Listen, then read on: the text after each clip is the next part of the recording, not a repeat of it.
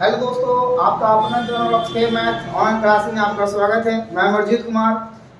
आप पढ़ेंगे वस्तुनिष्ठ प्रश्न जो ऑब्जेक्टिव क्वेश्चन है, ऑब्जेक्टिव टाइप क्वेश्चन जो मैट्रिक के विद्यार्थी के लिए बहुत ही महत्वपूर्ण सवाल है, जो ऐसे विद्यार्थी जो 2023 में शामिल होने वाले हैं उनके लिए बहुत ही महत्वपूर्ण सवाल है।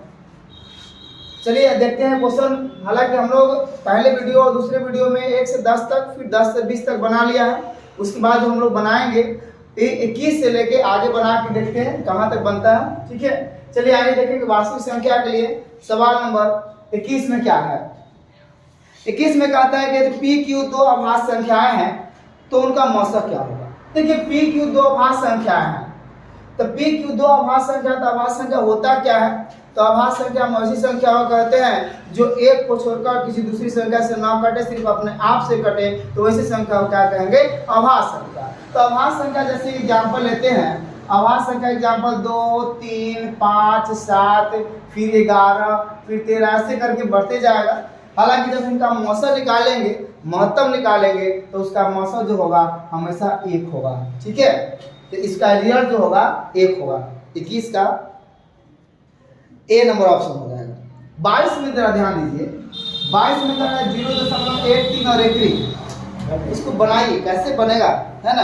0.13 देखिए यहाँ पे पॉइंट के बाद 2 अंक है, तो इसको हम बनाएंगे 0.13 पॉइंट उड़ जाएगा, 10 पर पावर 0 हो जाएगा। ऐसे पॉइंट के बाद 2 0 नहीं बल्कि 2 हो जाएगा। पॉइंट के बाद 2 अंक है तो 2 हो जाएगा पावर में, और माइनस 10 पर पावर 0 हो जाएगा। चूंकि यहाँ पॉइंट के बाद कोई सा संख्या नहीं कि बिना रेकरिंग वाला है, इसीलिए यहाँ पे 0 देंगे। हालांकि घटने वाला कोई नहीं, घटेगा तो 0, ऐसे घटाते हैं तो 0 हो जाता है ना। तो 13 में से 0 घटेगा तो 13, और 10 का स्क्वायर हो जाएगा 100। अब किसी भी संख्या में पावर अगर 0 होता है तो उसका वैल्यू हो जाएगा 1। ठीक है, तो यहाँ पे आ जाएगा 13, और 13/99 जो है उसका रिजल्ट होगा, है ना। यानी कि उसका नंबर जो है 22 का जो है वो सी ऑप्शन, जो 22 का सी ऑप्शन जो है सही है। सवाल नंबर 23 को जरा ध्यान दीजिए। 23 में क्या है? 1872 का मौसम कहा है कि 18 और 72 का मौसम क्या होगा। तो 18-72 का मौसम तो हम 2 प्रकार से निकालें, एक भाग विधि, दूसरा गुणनखंड विधि। तो हम जैसे आता है जो सुविधा है निकाल लीजिए। 18 चौके 72, पूरा पूरा कट गया, यानी कि जो काट देगा ना तो इसका एचसीएफ कितना होगा? 18 हो जाएगा। ठीक है, यानी कि 22 नंबर का जो है 23 नंबर जो है ए ऑप्शन जो है सही होगा। ठीक है, सवाल नंबर 24 को जरा ध्यान दीजिए। 24 में क्या है? तो 24 नंबर जो प्रश्न है कहता है √12 के परमेकरण गुणांक क्या है। देखिए √12 के परमेकरण गुणांक है। पहले तो इसको तोड़ दीजिए, है ना। इसको जब गुणनखंड करेंगे 12 के लिखेंगे 2 गुने और लिखेंगे 3। ठीक है, तो यहाँ पे वर्गमूल में से 2 में से वो बाहर आ जाता है तो 2 हो जाएगा, और बच जाएगा √3 बच जाएगा। ठीक है, तो हमसे पूछा परमेकरण गुणांक क्या है। ठीक है, तो इसका परमेकरण गुणांक जो होगा √3 हो जाएगा। ठीक है, क्योंकि यहाँ पे √3 के साथ गुना किया गया, √3 है ना। इसका आंसर जो हो जाएगा क्या हो जाएगा? √3 जो है वो सही होगा। ठीक है, सवाल नंबर देखेंगे 25। 25 में कहता है यदि p एक धनात्मक पूर्णांक के लिए धनात्मक सम पूर्णांक का रूप होगा, सम के लिए। अब ऑप्शन को जरा ध्यान दीजिए। ऑप्शन यहाँ पे लेके देखेंगे। पहला ऑप्शन में है 2p, और दूसरा ऑप्शन में है p+1 है, और तीसरा ऑप्शन जो आप देख रहे हैं स्क्रीन पे जो है, तीसरा ऑप्शन जो है p है, और चौथा जो ऑप्शन है वह लिखा हुआ है 2p+1, जो कि आप वहां बोर्ड पर पहले देख रहे हैं, स्क्रीन पे है। तो यहाँ पे ऑप्शन देखिए, क्वेश्चन हमसे कहा है कि सम पूर्णांक के लिए, हमसे कहा है कि सम पूर्णांक के लिए, तो सम के लिए क्या करेंगे? यहाँ पे वैल्यू जैसे रखेंगे p का मान 1 2 3 4 5 ऐसे रखेंगे ना तो वहां पे खुद निकल जाएगा। यहाँ पे p का मान रखेंगे 1 तो 2 1 2, अगर यहाँ पे 2 रखेंगे तो फिर कितना हो जाएगा? 2 गुने 2 कितना हो जाएगा? 4, अगर 3 रखेंगे तो कितना हो जाएगा? 6। यानी कि हम जब रख रहे हैं तो 100 आ रहा है। हालांकि इसका ए ऑप्शन जो है बिल्कुल सही होगा। चलिए ऑप्शन को जरा देख लेते हैं एक बार हम। अगर p का मान 1 रखते हैं तो 1 जोड़ 1 2 आ गया। फिर अगर p का मान 2 रखेंगे अब फिर एक को जोड़ेंगे तो 2 1 कितना आ जाएगा 3, तो विषम आ गया ना, तो क्वेश्चन के अनुसार तो ऑप्शन गलत है। फिर p, अब p को देखिए, p का मान 1 रखेंगे तो ये विषम आ गया, फिर अगर रखेंगे 2 तो सम आ गया, फिर कि 3 तो विषम आ गया, मतलब सम विषम आ, इसलिए भी आंसर गलत है इसका।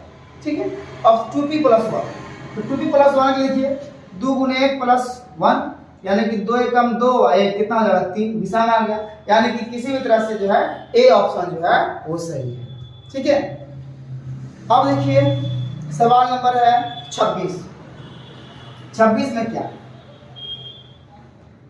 26 में क्या, निम्नलिखित में से किसका दशमलव प्रसार शांत हो।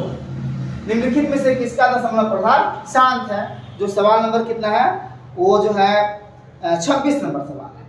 26 नंबर किसका दशमलव प्रसार, ऑप्शन में हमको दे दिया है पहले 17/81, 17/81, ऑप्शन नंबर बी में है 16/41, और ऑप्शन नंबर सी में है 13/45, और ऑप्शन नंबर डी में है 19/80। 19/80 देख रहे हैं बोर्ड पे, है ना। अब इसको तोड़ के देखें, शांत हमसे पूछा कि शांत क्या होगा, तो शांत के लिए हम फॉर्मूला जानते हैं कि p/2 n गुने 5 n के रूप का होता है, तो क्या कहलाता है, शांत कहलाता है। इस कंडीशन में होगा तो शांत। तो हम यहाँ पे हम हर को तोड़ के देखेंगे कि 2 5 के फॉर्म में कौन कौन आ रहा है। अगर 2 5 के फॉर्म में आ जाएगा वही शांत होगा, अन्यथा अशांत होगा। ठीक है, 81 को जब तोड़ेंगे तो 81 को तोड़ेंगे तो 81 के लिए लिखेंगे 3 गुने 3 गुने 3 गुने, फिर कितना आ जाएगा 3 गुने और 3 × 9 और 27 27 के 81। देख रहे 3 के फॉर्म में आ रहा है, जो कि 3 यहाँ नहीं होना चाहिए, होना चाहिए 2 या 5, यानी कि ऑप्शन गलत है। 41 तो टूटेगा ही नहीं, 41 तो ये भी ऑप्शन क्या हो जाएगा, गलत हो जाएगा।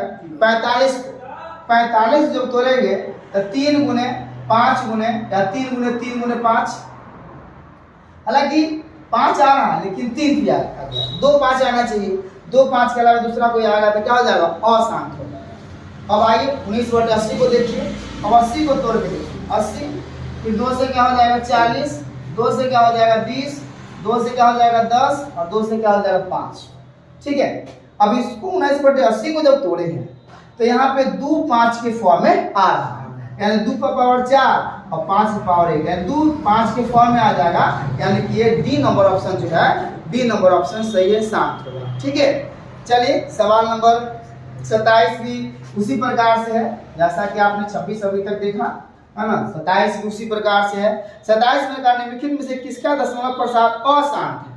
देखिए हमसे पूछा इससे पहले 26 में शांत, अब पूछ रहा है अशांत, तो हम फिर ऑप्शन को हम तोड़ के देखेंगे बारी बारी से। ठीक है, ऑप्शन नंबर ए को क्या है 15 कितना है 400, 15/400, फिर 17 कितना है 80, 17/80 है, और फिर सी में है 13/121, 13/121, और यहाँ पे देखेंगे 14/400, 14/400। देखिए यहाँ पे ध्यान दीजिए, अलग ऑप्शन में आप देख रहे हैं, यहाँ पे लिख के समझा रहे हैं क्योंकि आपको बात समझ में आ जाए। हमसे पूछ रहा है कौन अशांत है, शांत नहीं पूछा, हमसे पूछा अशांत है, तो तोड़ेंगे जब इसको हम। ठीक है, तो 400 के हालांकि काट भी सकते हैं इसको, 5 × 15 और 5 × 40 80, तो 80 को जब तोड़ेंगे 2 से हो जाएगा 40, 2 से हो जाएगा 20, 2 से हो जाएगा 10 और 2 से 5, 2 5 के फॉर्म में तो ये तो शांत हो जाएगा। हमसे पूछा क्या पूछा, अशांत पूछ रहा है, तो ये तो शांत हो जाएगा, ये तो होगा नहीं। 17/80, फिर 80 को भी तोड़ेंगे तो क्या हो जाएगा, शांत हो जाएगा। अब आइए 121 को तोड़ेंगे, 121 को जब तोड़ेंगे तो 11 से लग जाएगा, 11 तो 11 आ गया, तो 11 जो है यानी कि शांत जो है, अशांत जो है देखिए 11 आ गया, नीचे में कितना आ गया 13/11 की पावर 2 आ गया, 13/11 की पावर कितना होगा 2, क्योंकि यही क्या हो जाएगा अशांत हो जाएगा, क्योंकि शांत जो है ना, यहाँ पे 11 की पावर कितना हो जाएगा 2, यानी कि होना क्या चाहिए 2 का पावर n, अब उन्हें 5 पावर n, तो क्या होता है शांत हो जाता है। अगर इसके अलावा दूसरा कोई आ जाएगा तो क्या हो जाएगा अशांत, यानी कि सी नंबर ऑप्शन जो है सही है। ठीक है, आगे देखिए सवाल नंबर है 28, पाई/3। देखिए सवाल बहुत ही महत्वपूर्ण है। पाई/3 बार बार पूछा जाता है कि पाई, ये पूछ रहा है पाई क्या है, तो पाई एक अपूर्ण संख्या है, नहीं तो पाई/3 भी एक अपूर्ण संख्या है।